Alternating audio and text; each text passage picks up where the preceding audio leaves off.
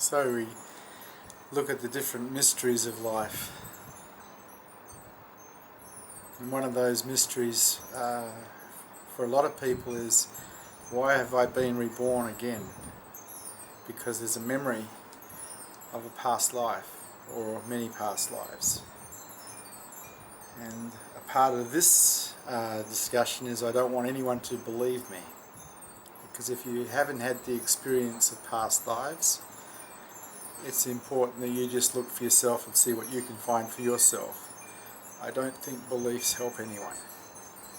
I think beliefs themselves are prisons, and they're best not to entertain. You can put it in the maybe column.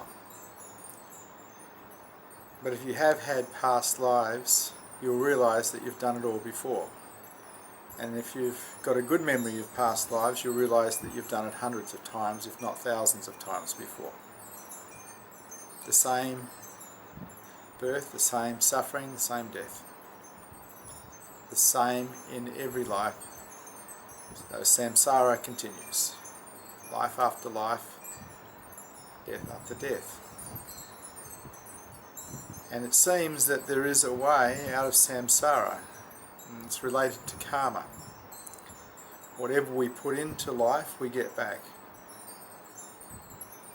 And if our karma is good, there's the potential for freedom.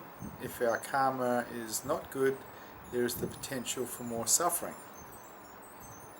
And so, in the understanding that there are past lives, and that in these past lives we have suffered, and we have suffered as a result of karma, good and bad,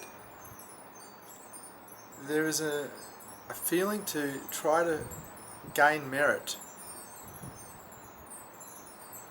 gain good karma, rather than just bad karma. And so we look at, well, how do I gain good karma, and how do I accrue bad karma? What do I have to do? So we look and we start to realize that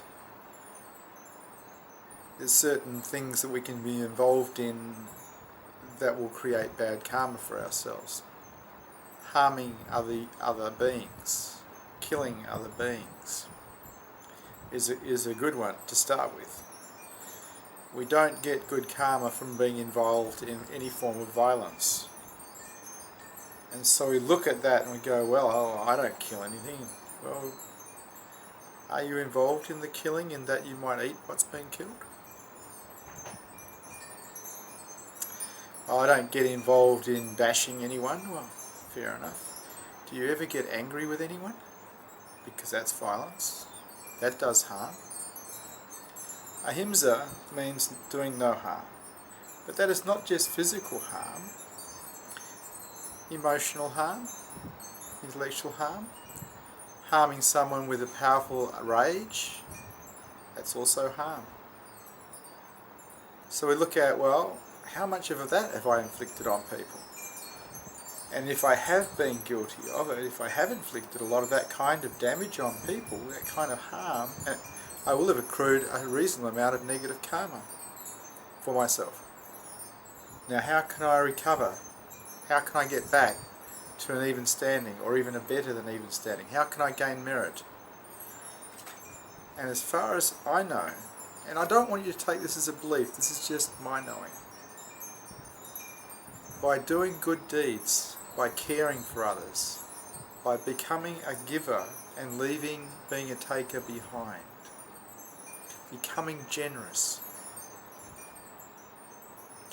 accrues good karma.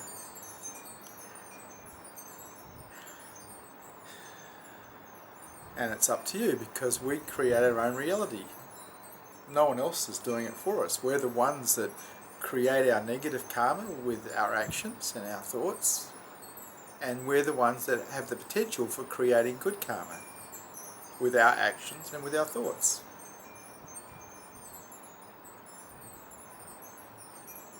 And so in this life, there is the potential to end the karmic debt, if there is a karmic debt, by becoming a caring, loving, giving person. This is the way of the heart. And as far as I'm concerned, this is really the only noble way to live on this plane. To become a caring, loving person. To me, that, as a man, that means to become a man.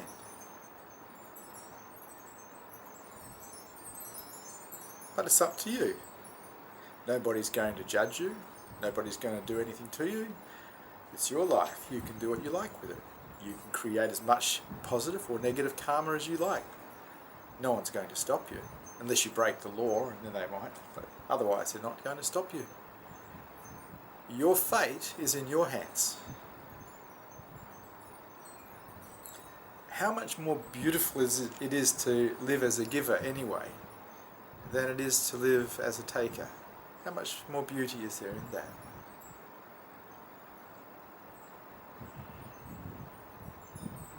So in karma, whatever we put into life, we tend to get back. Now I don't want you to take this on as a belief system either. This is my understanding, this is my knowing. You look for yourself and see if it's true. See what you can find.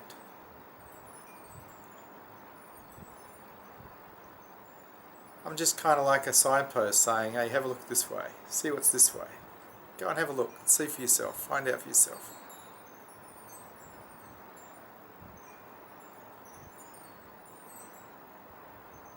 It's up to you.